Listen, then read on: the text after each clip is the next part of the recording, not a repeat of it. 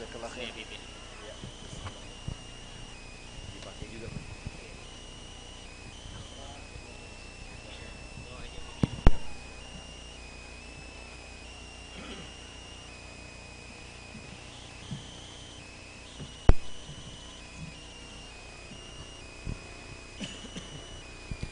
Bismillah.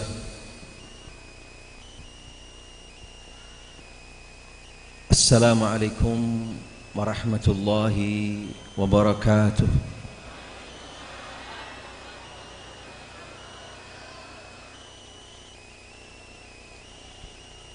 Alhamdulillah. Alhamdulillahilladzi hadana lihada wa ma kunna linahtadiya laula an hadana Allah.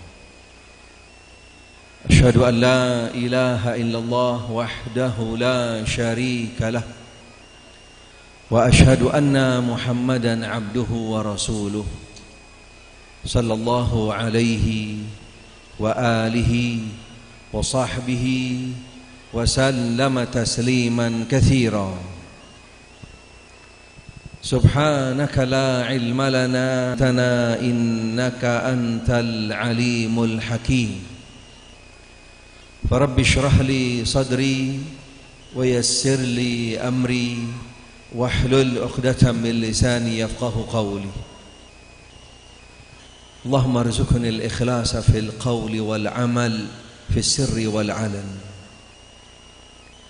Ma'asyiral muslimin wal muslimat, ikhwan akhawat rahimani rahimakumullah. Wabil khusus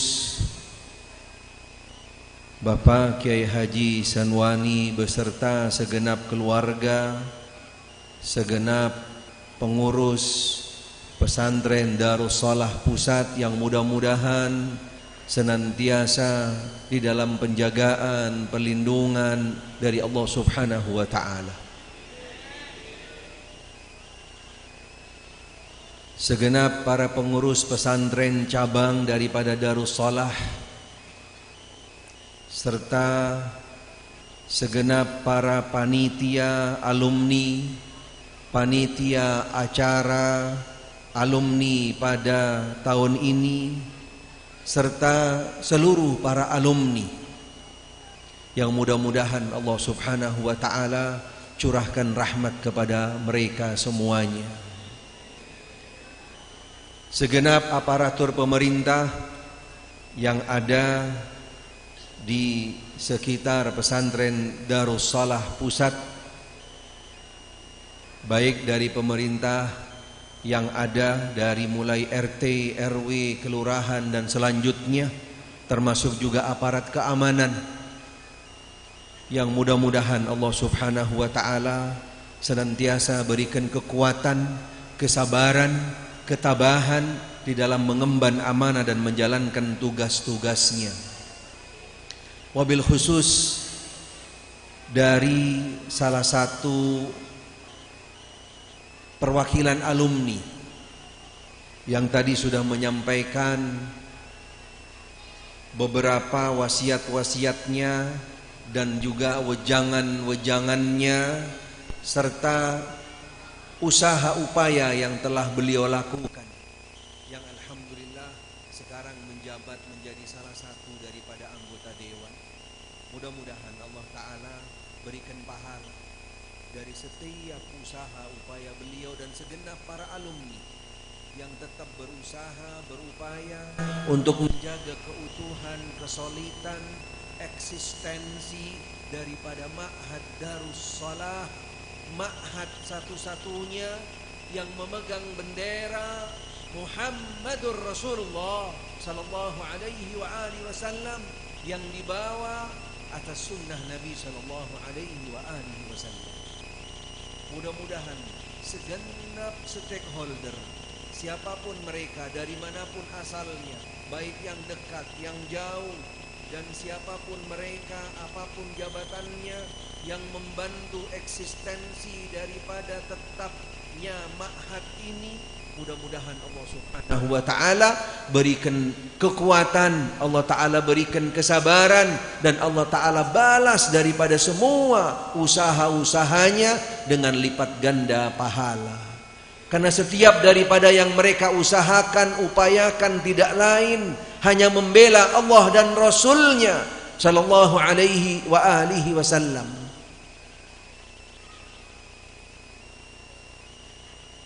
Maaf kalau nanti kami pakai bahasa Madura, nek sekone. Banyak lupa na ampun tretan. Sudah lama di Betawi, udah lupa bahasa Madura. Bisanya bahasanya Betawi sekarang. Bisa sedikit-sedikit Madura. Tentretan setuju yang mudah-mudahan diberi hidayah, taufik, dan juga kesabaran oleh Allah Subhanahu wa taala berjalan di atas sunnah Nabi sallallahu alaihi wa alihi wasallam. Saya setuju. Alhamdulillah, masya Allah. Seneng kau loh. Terus terang dengar bahasa Madura lagi. Subhanallah. Biasanya setiap kajian dengarnya bahasa Jakarta, bahasa Jawa, bahasa yang lain. Subhanallah. Baru kali ini dengar lagi bahasa Madura. Alhamdulillah. Bahasa ibu, bahasa yang gak mungkin dilupakan.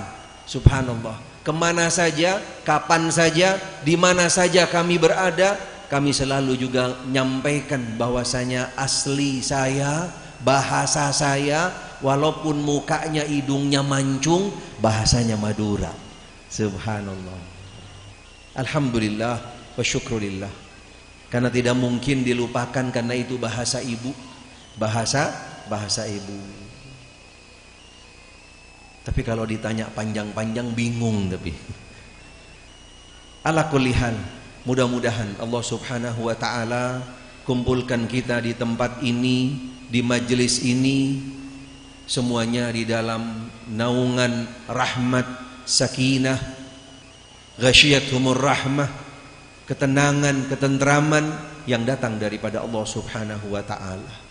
Karena pastinya kumpulnya kita pada pagi hari ini dipastikan berbeda dengan acara-acara, dengan kumpulnya di majelis-majelis yang lain. Apa perbedaannya? Siapa yang tahu?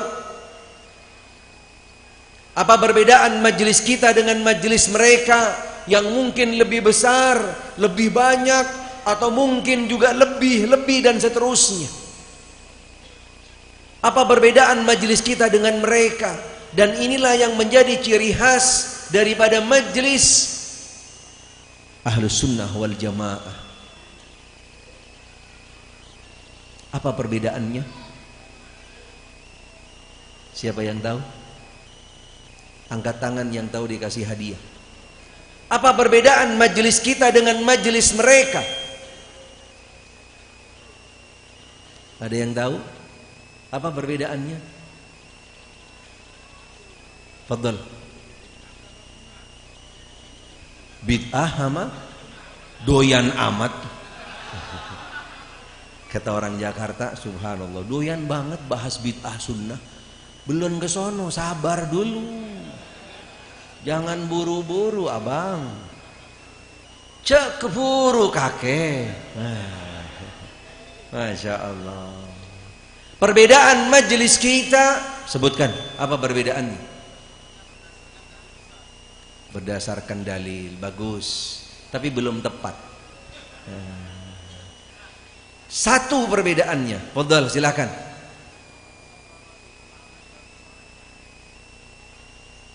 Itu mah ikonnya surat, kop surat itu. Kalau bikin kop surat seperti itu kan? Berdasarkan Al-Quran dan As-Sunnah, pemahaman salafus soleh. Itu mutu yang ada di kop surat biasanya. Ini penting. Ikhwan, akhwat, muslimin, muslimat, rahimani rahimakumullah. Apa kalau minta maaf matur? Saporana, benar. Saporana mancing sakecok. Apa bedanya sebenarnya antara majelis kita dengan majelisnya mereka? Ini penting dan ini harus benar-benar menjadi pokok prinsip yang ketahui bersama. Karena ini sekaligus yang akan memberikan nilai perbedaan yang sangat prinsip antara majelis mereka dengan majelis kita. Sekaligus majelis kita adalah majelis yang benar-benar satu-satunya memiliki nilai yang berbeda. Majelis kita adalah majelis ilmu. Majelis apa? Majelis ilmu. Bukan majelis yang isinya di dalamnya nyanyi-nyanyi. Benar nggak? Walaupun mohon maaf, mereka mengatakan nyanyinya kan pakai bahasa Arab, tapi ujung-ujungnya juga sama isinya nyanyi. Subhanallah. Tapi kalau majelis kita majelis ilmu, dan majelis ilmu tidak akan keluar kecuali hanya sumbernya satu, wahyu yang datang dari Allah Subhanahu wa taala. Qala Allah, qala Rasul sallallahu alaihi wasallam. Inilah majelis kita, majelis Ahlus Sunnah wal Jamaah. Dan ini satu-satunya majelis yang dihadiri oleh malaikat-malaikat Allah Subhanahu wa taala. Tidak ada majelis apapun di atas muka bumi yang dihadiri malaikat-malaikat Allah kecuali majelis ilmu. Yakin enggak? Ada yang ngeceling kata orang Madura. Malaikat sebelahnya? Ada yang ngelihat sebelahnya ada malaikat? Yang ngelihat angkat tangan.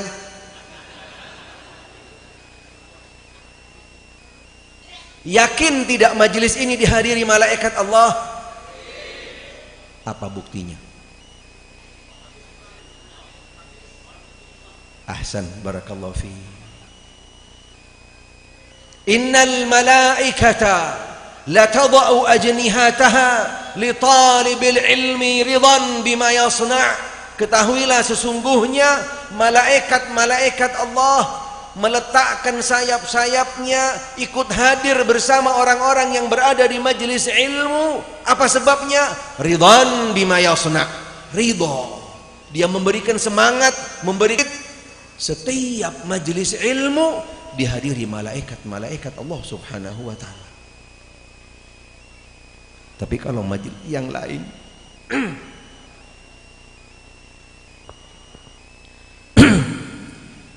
kering nih maturo, aingnya juga kering kayaknya.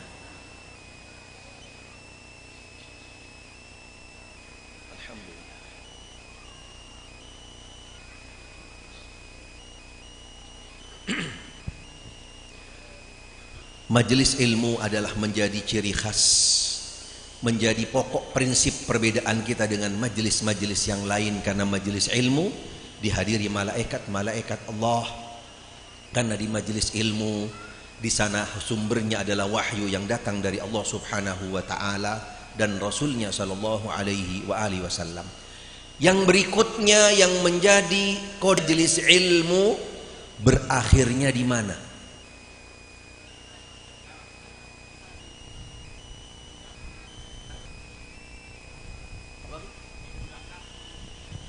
Ahsan, barakallahu fi. Ini dua prinsip yang harus kita pahami di setiap majelis ilmu. Karena ini yang akan memberikan motivasi kita untuk selalu datang memenuhi, meramaikan majelis ilmu. Yang pertama adalah majelis yang dihadiri malaikat Allah, yang di dalamnya akan ada ketentraman, kedamaian, dinaungin rahmat oleh Allah Subhanahu wa taala, dan orang-orang yang hadir di dalamnya akan disebut-sebut namanya di sisi Allah taala. Subhanallah.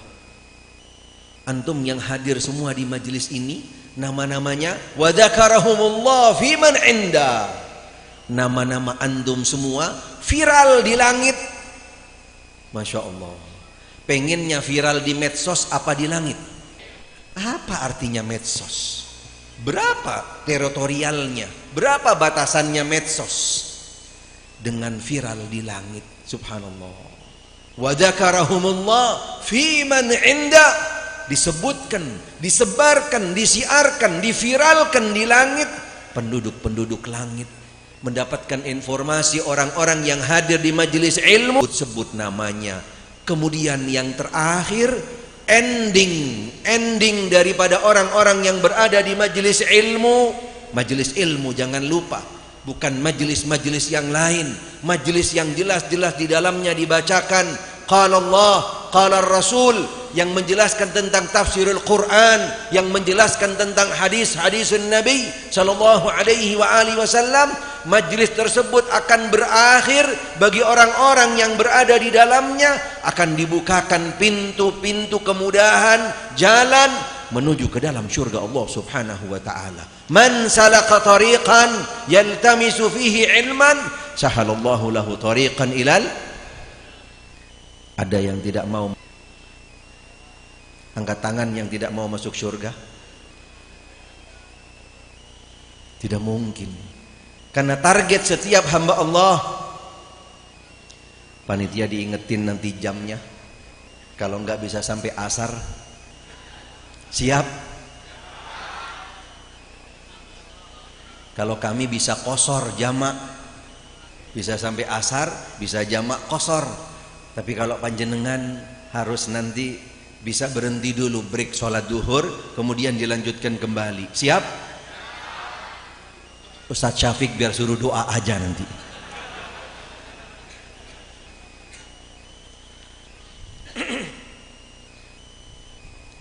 Endingnya akan berakhir di dalam surga Allah Subhanahu wa ta'ala.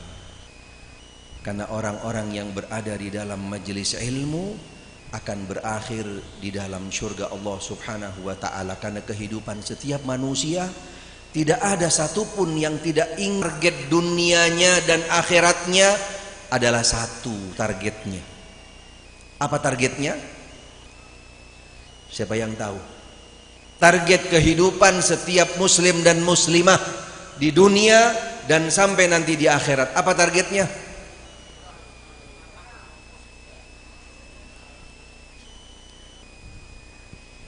Saporana mengapa Pak Kiai? Apa? Ada yang bisa jawab? Hah? Apa targetnya? Ridha Allah. Yang lain? Ada yang lain?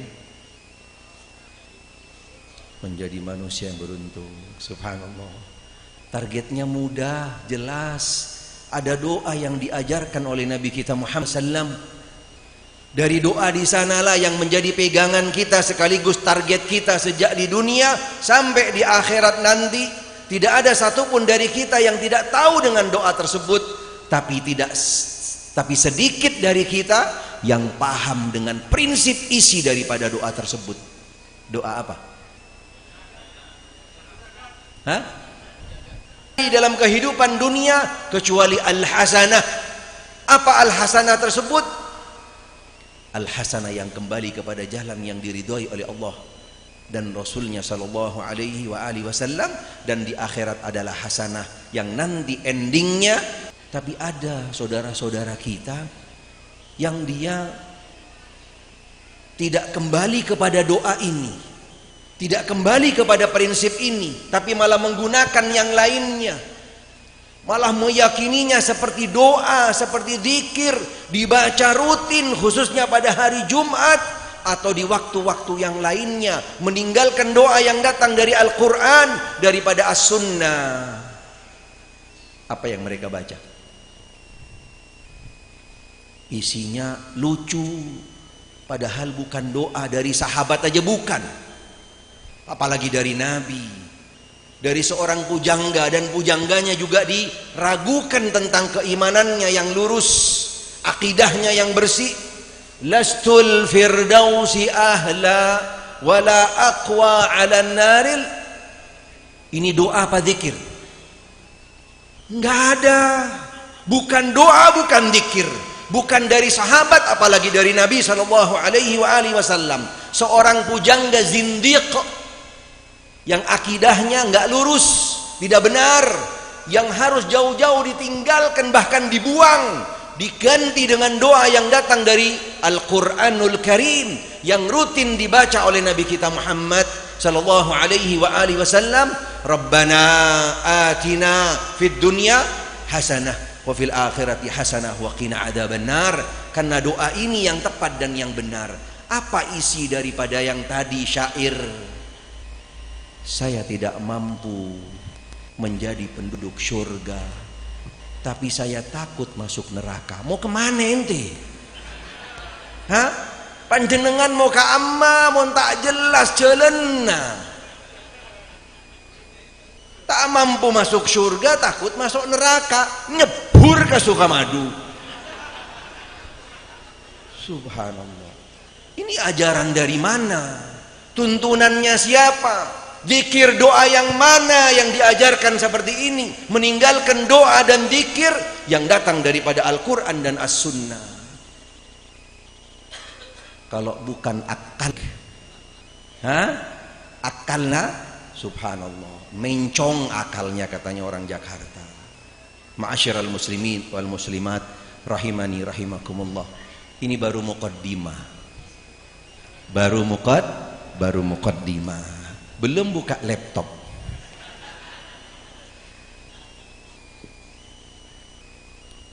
Ikhwan akhawat fid din rahimani rahimakumullah. Ma'asyiral muslimin wal muslimat rahimani rahimakumullah. Pak Kiai Sanwani hafidhahullah, beliau dari panitia menghubungi kami berkaitan dengan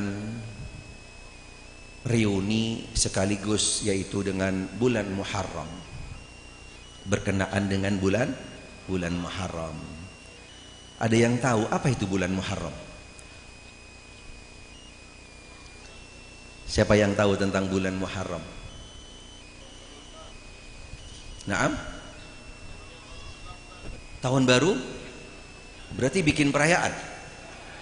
Hah? Keliling pakai obor enggak? Oh enggak. Fadhal.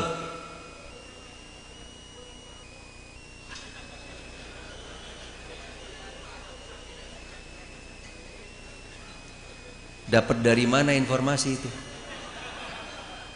Hah? Subhanallah. Di dalam surat At-Taubah ayat 36 Allah Subhanahu wa taala berfirman,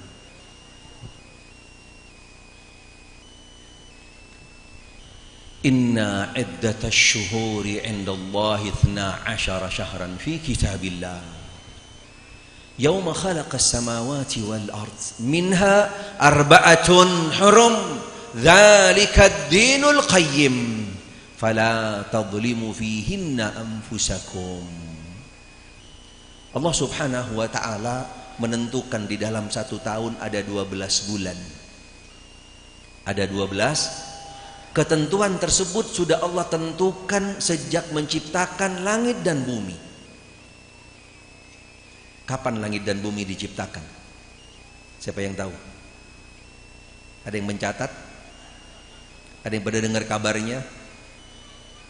Mana yang lebih utama, nurnya Muhammad atau Al-Qalam?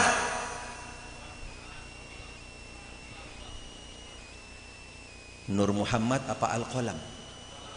Tapi menurut mereka apa pertama kali yang diciptakan? Inna lillahi wa inna ilaihi raji'un. Kenapa harus mengada-ngada sesuatu yang tidak ada? Kenapa harus menyampaikan sesuatu yang tidak keluar dari lisannya Muhammad sallallahu alaihi wa alihi wasallam? Kenapa menyampaikan sesuatu yang berkaitan dengan makhluk dan seisinya yang tidak pernah datang daripada sumber wahyu? Ini menjadi sesuatu yang sangat mudah dan sangat tersebar di masyarakat. Menyampaikan, menyandarkan segala sesuatu yang bukan qala Allah, bukan qala Rasul, bahkan mengutamakan di atas daripada qala Allah dan qala Rasulullah sallallahu alaihi wasallam. Salah satunya hadis tentang bahwasanya Allah Ta'ala sebelum menciptakan al-aflaq, bahwasanya yang pertama diciptakan adalah Nur Muhammad. Bohong, palsu, tidak benar. Karena Allah Subhanahu wa Ta'ala yang menciptakan yang pertama adalah Al-Qalam. Allah menciptakan yang pertama Al-Qalam. Kemudian samawati wal ard. Allah memerintahkan kepada Al-Qalam untuk mencatat, menulis, menentukan daripada takdir seluruh makhluknya sejak yang diciptakan setelah Al-Qalam, termasuk di dalamnya penciptaan daripada Nabi kita Muhammad sallallahu alaihi wa alihi wasallam. Kalau mendengar nama Nabi Muhammad sallallahu alaihi wasallam, baca apa? Salawat. Jangan lupa, walaupun nggak perlu diteriakin, sallu ala nabi, nggak ada.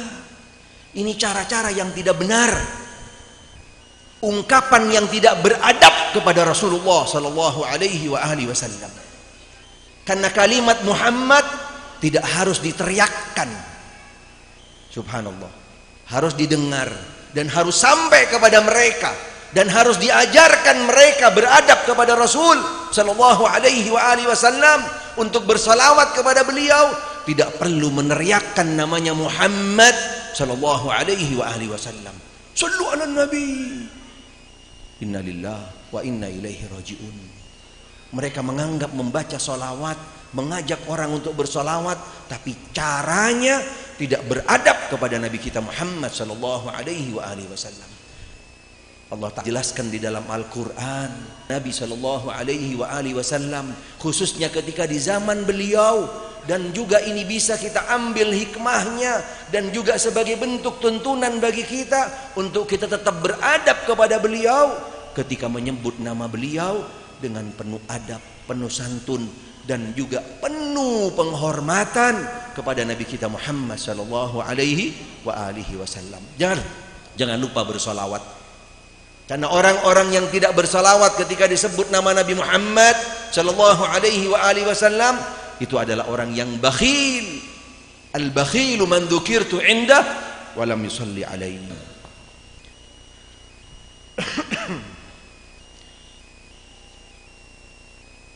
Semangat carok, Pak.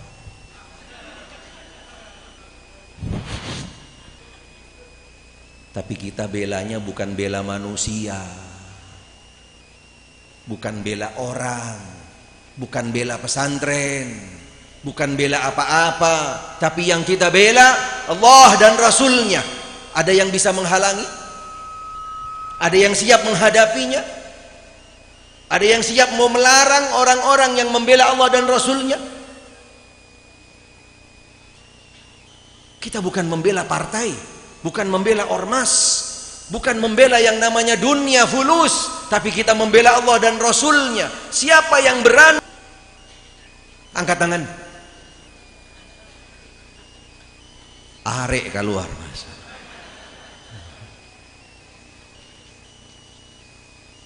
Karena kita tidak ada tujuan apapun, target apapun, bukan cari jabatan, bukan cari nama, bukan cari ini, bukan lillah wa fillah.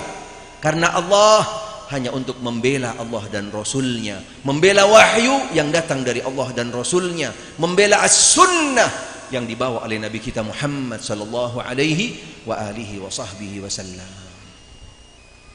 Di dalam satu tahun ada 4 bulan yang dinamakan dengan bulan Ashhuril Hurum. Salah satu dari 4 bulan tersebut adalah bulan Al-Muharram. Bulan Al-Muharram. Bulan Al-Muharram adalah bulan yang dimuliakan oleh Allah, yang diagungkan oleh Allah. Nilai ibadah berbeda seseorang yang melakukan di dalamnya, sehingga dinamakan dengan bulan Al-Haram. Tetapi fenomena yang ada, kejadian yang ada di dalam bulan Muharram, banyak sekali hal-hal yang perlu coba kita renungkan bersama, sekaligus yang perlu kita ketahui dan pada akhirnya kita perlu luruskan. Ada 3 fenomena besar ini yang nanti akan menjadi materi kita utama pada pagi hari ini. Udah mulai panas kayaknya nih cuacanya nih. Karena biasanya kalau sudah mulai panas, kami biasanya bisa ngelihat tuh jamaah, posisi duduknya udah mulai geser. Ada yang nyorot-nyorot, cari sandaran gitu kan. Subhanallah, ada yang miring sono miring sini. Ada juga yang kadang-kadang juga ketika sudah kondisinya mulai panas, subhanallah, pindah ke alam lain. Ada enggak? Ada enggak? Ibu-ibu ada yang pindah ke alam lain, Bu? Masya Allah. Insya Allah kalau ibu-ibu lebih semangat daripada bapak-bapak. Yang bapak-bapaknya kelihatan tuh, ada yang sudah mulai 5 watt. Matanya udah mulai 5 watt. Subhanallah. Apa? Sebabnya apa? Kenapa sampai bisa semangat menurun di majelis ilmu? Dari mulai setengah jam, 1 jam, 1 jam setengah, 2 jam. Subhanallah. Kami pernah ngisi dari mulai jam 9 sampai duhur. Subhanallah. Semangat, nggak berubah intonasinya, tetap terus jalan speed 4. Subhanallah. Tapi jamaahnya yang hadir macam-macam. Ada yang sudah turun speednya jadi speed 3, speed 2, ada yang speed 1, ada yang bannya bocor. Subhanallah. Padahal intinya yang lebih capek itu kita apa jamaah? Hah?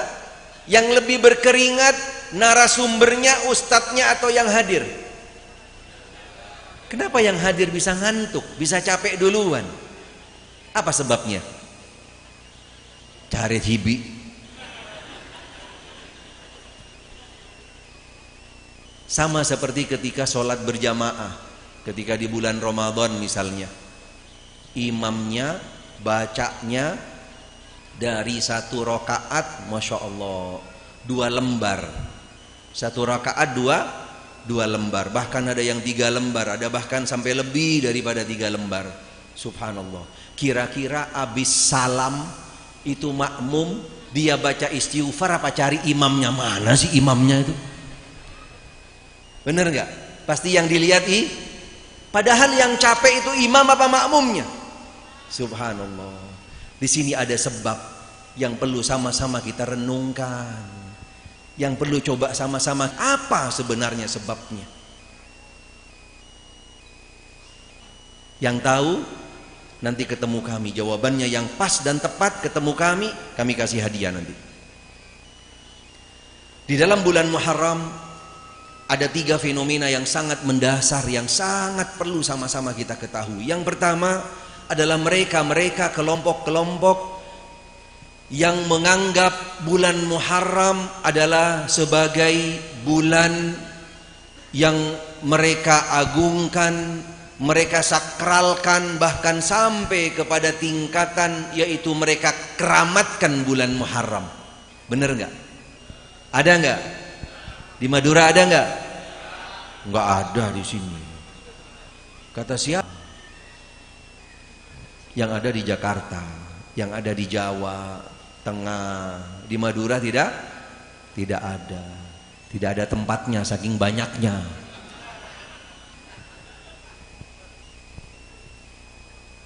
Mereka beranggapan bulan Muharram bulan yang berlebih-lebihan menurut mereka. Sehingga mereka menganggap bulan Muharram harus dengan melakukan yang namanya perayaan-perayaan tertentu. Pakai dengan keliling, bawa obor, masuk tahun bulan tahun baru. Ada yang pakai obor, ada yang pakai lampu, ada yang pakai ini, ada yang pakai spanduk, ada yang keliling pakai baca-baca solawat dan seterusnya. Subhanallah. Padahal mereka sehari-harinya tidak pernah baca salawat. Subhanallah. Ketika datang bulan Muharram, mereka mengakhiri daripada bulan Dzulhijjah dengan doa, ditutup doa akhir tahun, masuk bulan Muharram membaca doa awal tahun. Ada nggak di sini? Saborana Pak Kiai, saborana. Sunnah harus terus terang, agama harus terus terang. Mau pahit, mau manis, mau itu yang namanya berat, mau itu harus nanti ada tantangannya, ada rintangannya, mau dilemparin batu, itulah konsekuensi al-haq. Karena tidak mungkin seseorang yang membawa kebenaran akan berjalan mulus sama seperti berjalan di atas tol, tidak mungkin. Karena imam kita, karena cermin kita, toladan kita ketika membawa at-tauhid, membawa kebenaran, khususnya ketika berdakwah ke Taif. Subhanallah, apa yang beliau dapat daripada orang-orang Taif? Disambut apa disambit? Itulah yang namanya al-haq. Itulah yang namanya dakwatut tauhid, itulah dakwatus sunnah. Harus siap untuk mendapatkan yang namanya tantangan dan rintangan. Tapi ketika kita sabar, ketika kita tabah, ketika kita tepat di dalam membawa, ketika kita benar di dalam mengemasnya, ketika kita mengedepankan yang namanya akhlakul karimah, ketika kita mengedepankan yang namanya dengan sosialisasi masyarakat, menolong, membantu, subhanallah, mereka akan terbuka benar-benar. Ini baru ajaran yang benar, ini as-sunnah. Masuk tahun baru, mereka takut bikin acara karena di bulan Muharram katanya adalah bulan yang panas, nggak mau bikin yang namanya pernikahan, bikin acara ini, acara itu, karena bulan Muharram bisa berikan dampak, subhanallah. Padahal tidak benar. Di bulan Muharram mereka juga beberapa ajarkan tentang yang namanya tuntunan-tuntunan tertentu, ajaran-ajaran tertentu. Kok Ustaz Syafiq udah datang, Ustaz?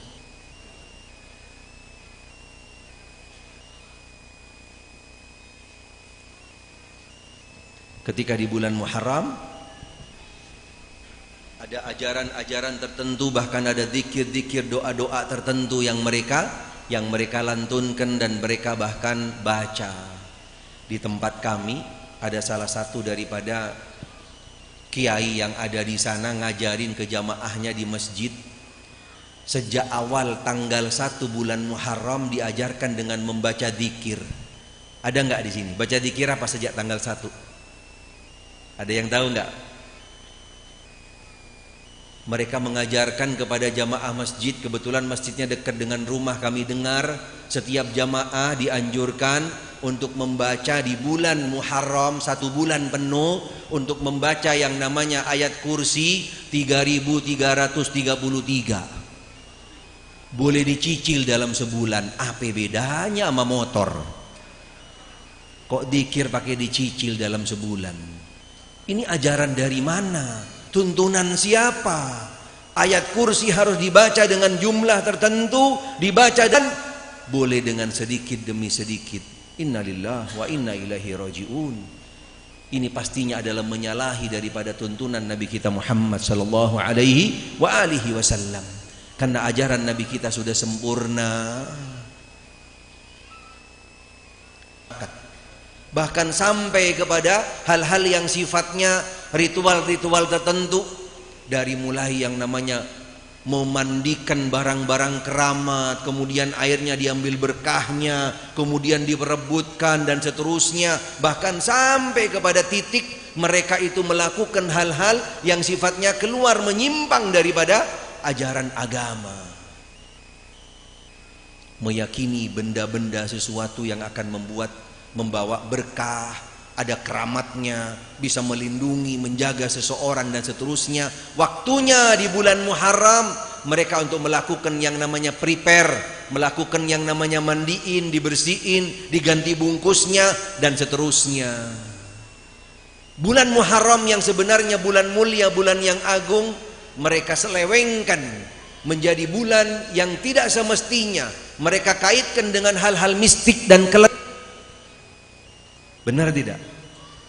Dan ini terjadi banyak daerah, di mana saja, hampir tidak sedikit di daerah ini. Kemudian di sisi lain, di bulan Muharram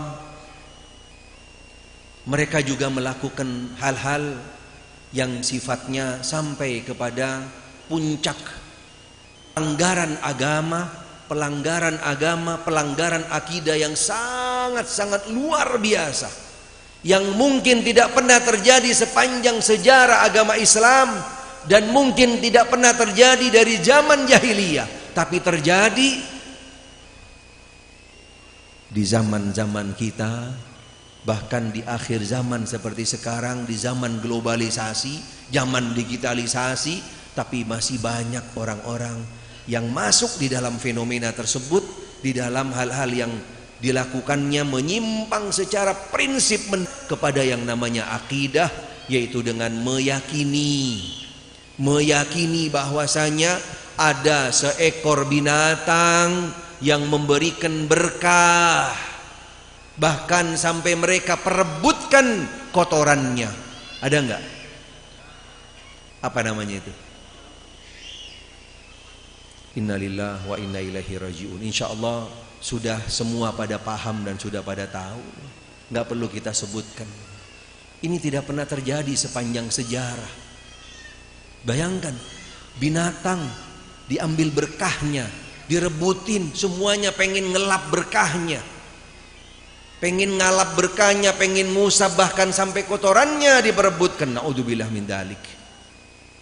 Kemudian yang terakhir, ini poin yang ingin kami jelaskan lebih jauh lagi. Ada di sisi yang lain, di bulan Muharram mereka bukan mengembalikan Muharram kepada bulan yang mulia, bulan yang agung, yang kembali kepada tuntunan panduan yang datang dari Allah dan Rasulnya, tapi malah sebaliknya. Mereka adalah menodai bulan Muharram. Dari bulan Muharram. Ada yang kenal? Siapa mereka dan kelompok apa ini?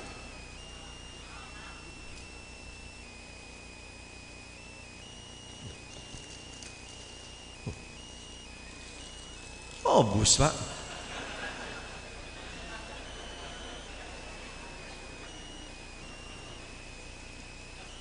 Berseh.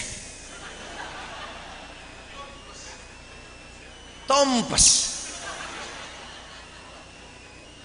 Hurus etong ngangkui.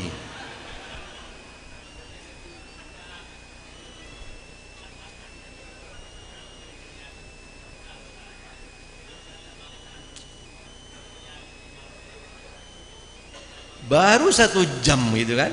Gimana 2 jam bisa 2 pak habis nanti ini. Masya Allah.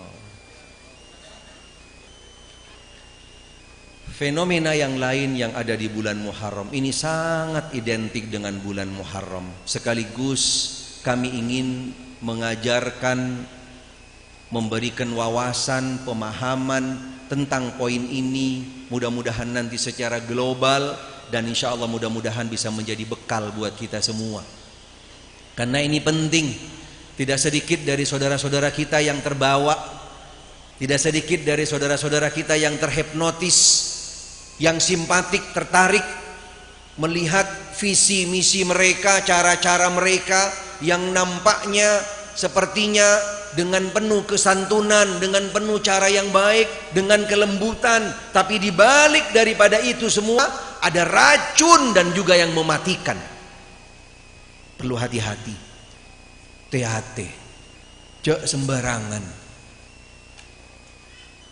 Jangan cuman dilihat orangnya, pakaiannya, asal usulnya, mukanya, tapi harus dilihat apa yang dibawa dan yang diajarkan. Maka benar-benar qala Allah, qala Rasulullah sallallahu alaihi wasallam. Walaupun mereka mengatasnamakan, yaitu mohon maaf, keluarga Nabi Muhammad sallallahu alaihi wasallam. Tapi ketika yang dibawa tidak sesuai dengan wahyu yang datang dari Allah dan Rasulnya, tapi ternyata isinya di dalamnya akan merubah dan menggeser akidah kita dari akidah yang benar dan lurus, kita harus hati-hati dan kita harus tegas dan harus kita tepat di dalam melindungi diri kita, keluarga kita, anak-anak kita, masyarakat. Karena mereka dari hari demi hari, waktu demi waktu, zaman demi zaman, orang daripada orang yang mereka kirim seperti misionaris dengan cara yang sangat yang lain. Karena majelis kita hal ini dan punya prinsip yang tegas, pastinya tidak akan keluar daripada apa yang sudah disabdakan oleh Nabi kita Muhammad sallallahu alaihi wasallam. Tidak ada satupun kejadian fitnah setelah wafatnya Rasul sallallahu alaihi wasallam kecuali beliau sudah menginformasikannya, mengabarkannya apa yang akan terjadi kepada keluarga beliau, keturunan beliau, sahabat-sahabat beliau, umat beliau dari sejak meninggalnya beliau sampai akhir zaman nanti. Sehingga salah satu yang beliau informasikan, kabarkan kepada kita selaku umatnya adalah tentang tragedi Karbala, wafatnya cucu beliau Husain bin Ali bin Abi Thalib radhiyallahu anhum, cucu dari Nabi Muhammad sallallahu alaihi wa alihi wasallam. Akidah ahli sunnah di dalam hal ini tegas dan jelas bahwasanya itu adalah ketentuan Allah. Inna lillahi wa inna ilaihi raji'un. Kita ridho, kita menerima catatan ketentuan yang datang dari Allah. Apalagi Nabi Muhammad sallallahu alaihi wasallam adalah menjelaskan tentang hal tersebut. Yang lebih jauh lagi perlu dibahas secara khusus. Perlu dibahas secara khusus. Ada beberapa materi kami yang berkaitan dengan hal tersebut, nanti bisa kembali di YouTube. Salah satunya materi yang perlu dan harus untuk menjadi pegangan kita semua, karena hampir jarang dibahas dan juga sedikit yang menjelaskan secara luas, secara utuh dan seutuhnya tentang yaitu apa yang terjadi dengan yaitu Karbala, serta juga tali kasih antara Ahlul Bait dan juga as-sahabah. Karena dari sinilah titik tolak awal yang untuk bisa menyampaikan ke umat agar bisa lebih diterima bahwasanya pemahaman mereka gak sembarangan, sumbernya jelas, sumbernya murni, suci menurut mereka. Kalau kita sahabat radhiyallahu anhum, menurut mereka kita sumbernya datangnya dari as-sahabah radhiyallahu taala anhum. Tapi mereka mengeklaim, mereka mengaku bahwasanya sumber mereka punya garis lurus, garis yang bersih, yang suci, datangnya daripada yaitu keluarga Rasulullah sallallahu alaihi wasallam. Ini poin prinsip yang harus kita pahami. Yang salah siapa? Siapa yang salah? Rasulullah sallallahu alaihi wasallam. Kalau mereka mengaku ajaran Ahlul Bait yang paling benar, as-sahabah yang salah, berarti kan Rasul ngajarinnya beda. Benar enggak? Setuju? Akor Kiai? Akor? Akor bukan Honda Accord. Ini pokok prinsip, ikhwan, akhwat, ma'asyiral muslimin wal muslimat. Perlu kita benar-benar pokok inti ini dipahami dengan seutuhnya dan tepat. Bahwasanya Ahlul Bait dengan as-sahabah tidak ada perbedaan, tidak ada permusuhan. Mereka punya hubungan yang sangat harmonis. Dua-duanya adalah umat Muhammad, dua-duanya mendapatkan sumber satu daripada Rasulullah sallallahu alaihi wasallam. Ketika mereka mengaku punya ajaran yang namanya ajaran Ahlul Bait, atau dengan yang lebih populer mereka katakan yaitu dengan madhab Ahlul Bait, tidak benar. Karena tidak mungkin Nabi Muhammad sallallahu alaihi wasallam berbeda, membedakan ketika menyampaikan dakwahnya untuk sahabat A, untuk Ahlul Bait B. Tidak mungkin. Ini menjadi modal utama mereka. Kita sumbernya asli, kita beda sama mereka, dan seterusnya. Khususnya mohon maaf dari mereka mayoritas yang mukanya sama seperti kami, ketika dibawakan hal-hal yang seperti ini gampang tertarik, gampang terbawa. Karena ada rasa emosional, ada emosional yang ada yang keluar daripada yaitu batin mereka untuk bisa lebih terbawa oleh cara-cara dan juga yaitu slogan-slogan yang mereka sampaikan.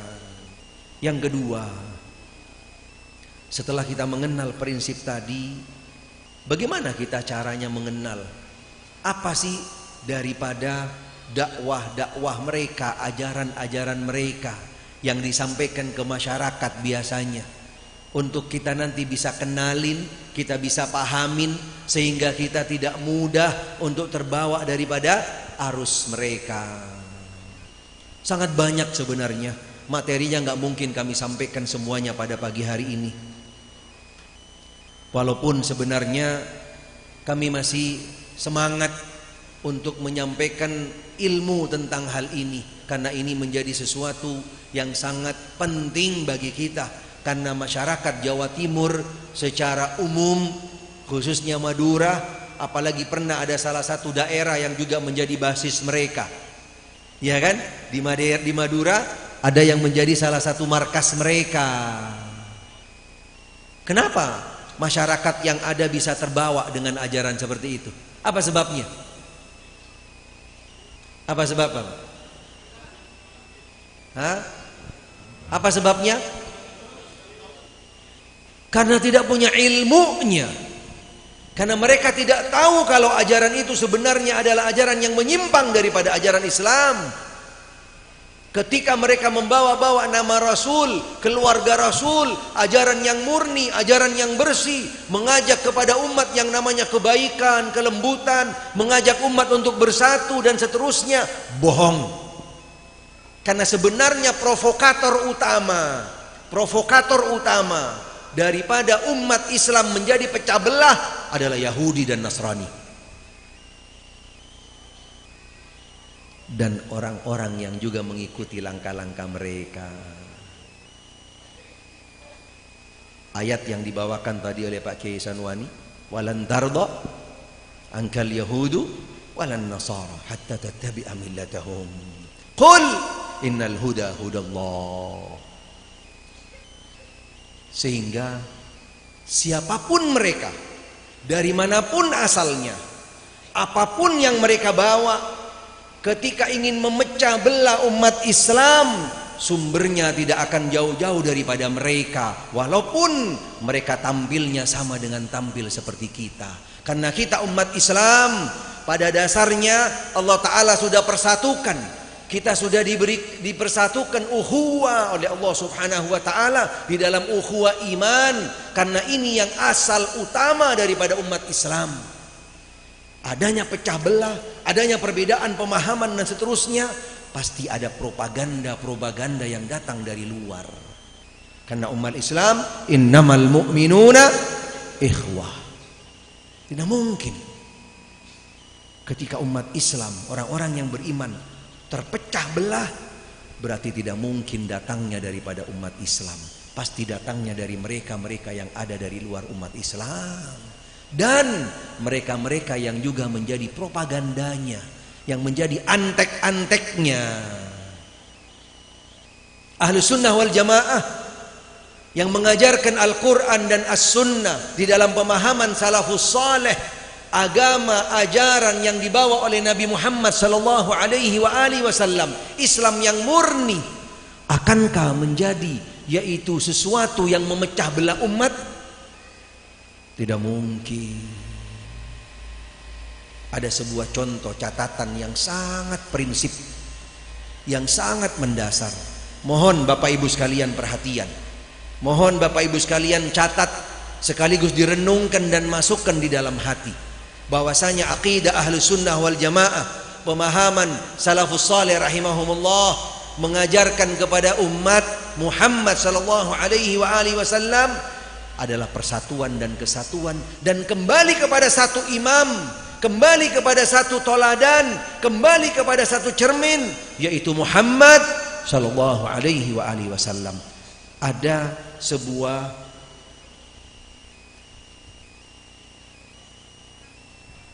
ritual ibadah yang rutin dilakukan di masyarakat. Silahkan dicek. Kami di Jakarta hampir tidak sedikit dari masjid-masjid yang ada di Jakarta, kami juga sudah coba catat. Mohon nanti Bapak Ibu sekalian, ikhwan, akhwat, para kiai dan juga yang lainnya, untuk coba nanti diamatin. Yang akan kami sampaikan ini kira-kira di Madura juga sama apa tidak, atau secara umum di Jawa Timur. Nabi sallallahu alaihi wasallam bersabda, "Sallu kama ra'aitumuni usalli." Apa perintah Nabi? Perintah Nabi di sini, salatlah kamu sekalian sebagaimana aku salat. Yakin enggak? Hadisnya sahih. Dan hadis ini kedudukannya sama dengan wahyu, perintah Allah. Kita sholat mengikuti sholatnya Nabi Muhammad sallallahu alaihi wasallam. Dan ini sifatnya adalah ibadah, satu-satunya ibadah yang khusus, yang mulia daripada ibadah-ibadah yang lain. Walaupun ada hadis yang lain juga menjelaskan, yaitu harus mengikuti Nabi secara umum, apapun bentuk ibadahnya. Kita contoh kembali kepada sholat. Sholatlah kamu sekalian sebagaimana aku sholat. Berarti di dalam setiap sifat sholat yang kita lakukan adalah mengikuti sifat sholatnya Nabi Muhammad sallallahu alaihi wasallam. Dari mulai berdiri menghadap kiblat, takbiratul ihram, kemudian sampai salam, dan setelah salam mengikuti sholatnya Nabi Muhammad sallallahu alaihi wasallam. Diawali dengan takbiratul ihram, diakhiri dengan salam, kemudian baca apa? Setelah salam baca istighfar. Ini sifat sholat Nabi Muhammad sallallahu alaihi wasallam. Bagaimana dengan masjid yang ada di sekitar kita? Coba didengarkan, diperhatikan, diikutin. Bagaimana masjid yang ada di sekitar kita? Ini perintah Nabi sallallahu alaihi wasallam. Ada yang membaca astaghfirullahaladzim li wali walidayya walahum astaghfirullahaladzim wali Al-Fatihah. Ada enggak? Mana cinta mereka kepada Nabi sallallahu alaihi wasallam? Apa yang mereka katakan bahwasanya kita memecah umat, memecah belah umat, padahal kita mengajak kepada kesatuan untuk semua umat Muhammad, salat seperti salatnya Nabi Muhammad sallallahu alaihi wasallam. Yang bikin pecah belah mereka apa kita? Kita mengajak kepada satu imam, kita mengajak kepada satu toladan, kita mengajak kepada satu sifat yang diajarkan oleh Nabi sallallahu alaihi wasallam. Baru di dalam solat saja kita diperintahkan sallu kama raaitumuni usalli, mengikuti cara sifat solatnya Nabi sallallahu alaihi wasallam. Tapi apakah mereka kembali kepada sifat solat ini? Silahkan antum yang menilainya semua. Silahkan jamaah sekalian yang menilai. Bagaimana masjid yang ada di sekitar kita? Apa yang mereka baca? Apalagi ketika kita jauh melihatnya tentang sifat solat mereka. Wallahu a'lam. Solatnya kayak bis Karina.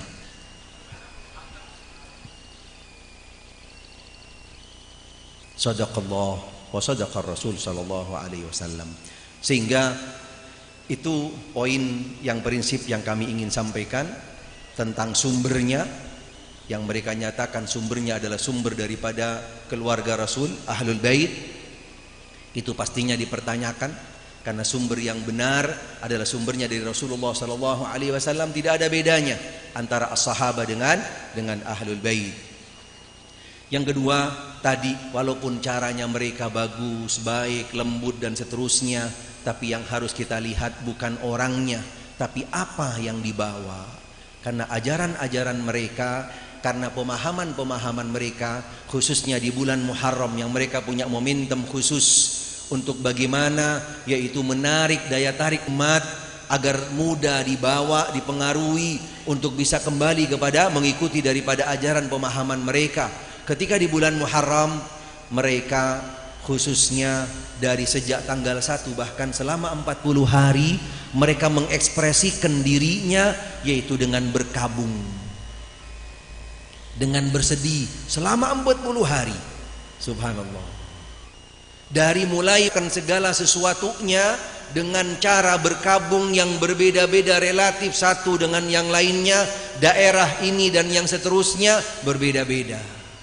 Bahkan sampai mereka memiliki yang namanya ritual-ritual khusus, doa-doa khusus, dan mohon maaf. Yang terakhir mohon maaf nanti kalau kena poin ini mohon maaf. Dan mereka juga menggunakan warna khusus untuk mengekspresikan daripada kesedihan mereka. Warna apa? Mereka menggunakan baju hitam selama 40 hari di bulan Muharram. Hati-hati, ahli sunnah tidak ngajarin suruh pakai baju lebihan. Ekspresi yang tidak tepat dan tidak benar. Ekspresi yang tidak tepat dan tidak benar.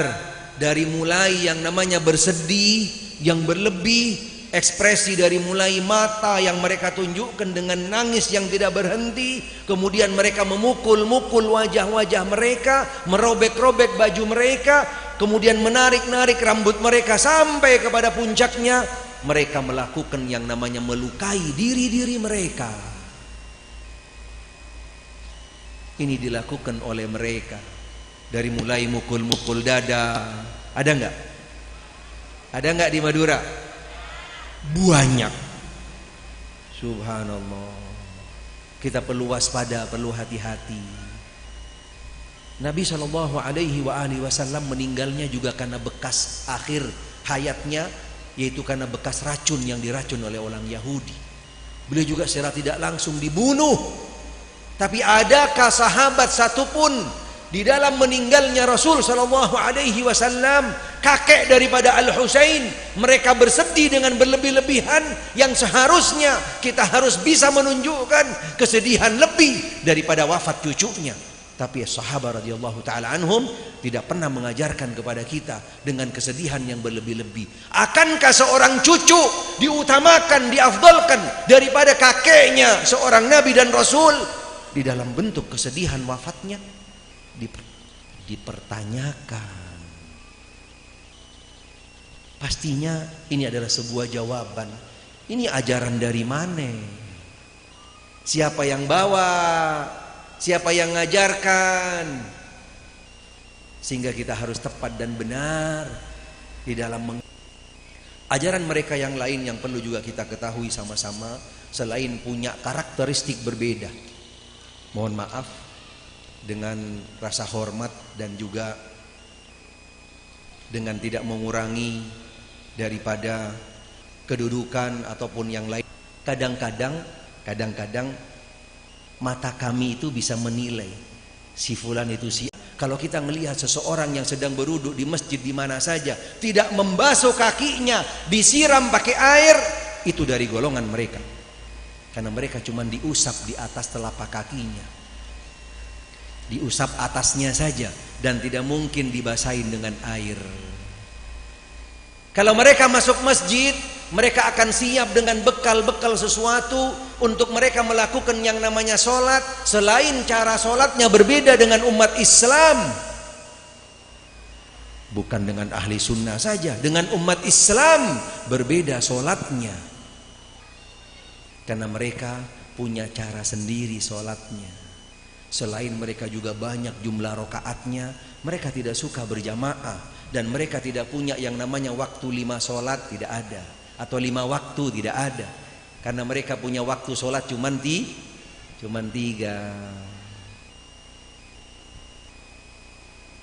Ketika mereka sholat, mereka pun juga ketika waktu sujud, mereka tidak mungkin akan sujud di sejadah atau di karpet.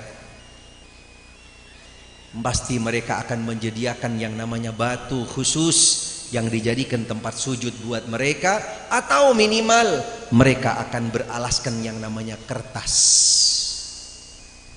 Dan biasanya mereka mungkin gak akan datang ke masjid-masjid kita. Tapi kalau misalnya datang masuk di masjid-masjid kita, biasanya sebagian dari mereka, dan ini sudah menjadi modifikasi yang baru, perkembangan yang baru dari mereka, untuk tidak menunjukkan daripada keaslian mereka. Karena mereka punya benteng tameng yang sangat kuat untuk menjaga, melindungi daripada apa yang mereka yakini, khususnya kepada umat Islam dan ahli sunnah yang lebih khusus, yaitu dengan yang namanya pemahaman taqiyah.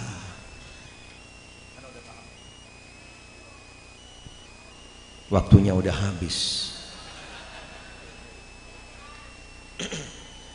Ini tisunya belum habis, Mas.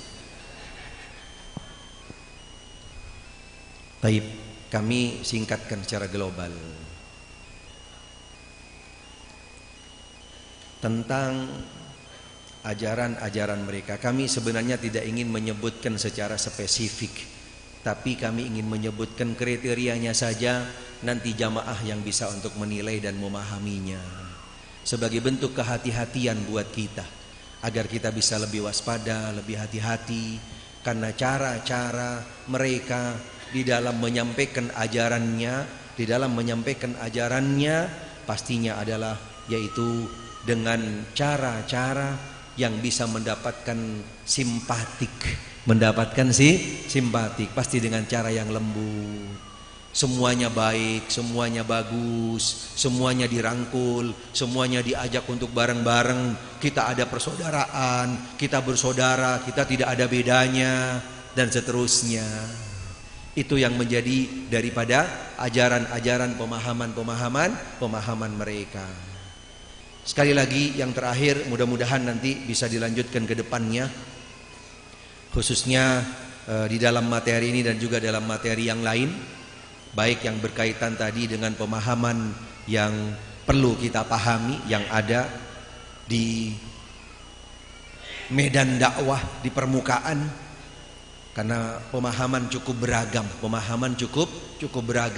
sehingga kita harus tepat di dalam memilih dan memilah, dan khususnya membentengi diri kita, karena juga di sana ada pemahaman yang namanya pemahaman liberal, pemahaman yang namanya sipilis, sekuler, pluralis, dan liberal, yang juga perlu kita bentengi diri kita daripada pemahaman tersebut. Mudah-mudahan apa yang kami sampaikan, walaupun sifatnya singkat dan juga mungkin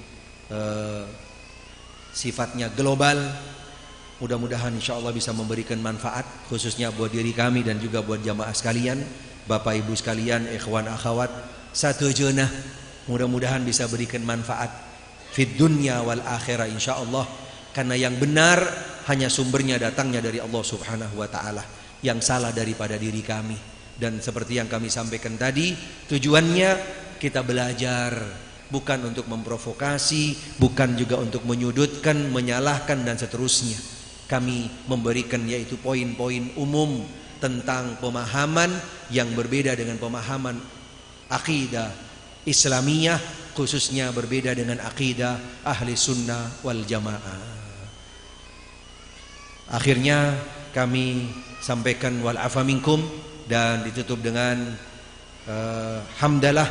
Mudah-mudahan majelis pada siang hari ini insyaallah masih berlanjut, ada satu term lagi, ada satu materi lagi insyaallah akan disampaikan oleh Ustadz Syafiq Reza Hafidahullah, dan mudah-mudahan insyaallah nanti bisa jamaah lebih serius lagi mendengarkannya, karena pastinya beliau lebih panjang jam terbangnya, gitu kan, apalagi bintangnya beda sama kami baru bintang 1, beliau bintang 2.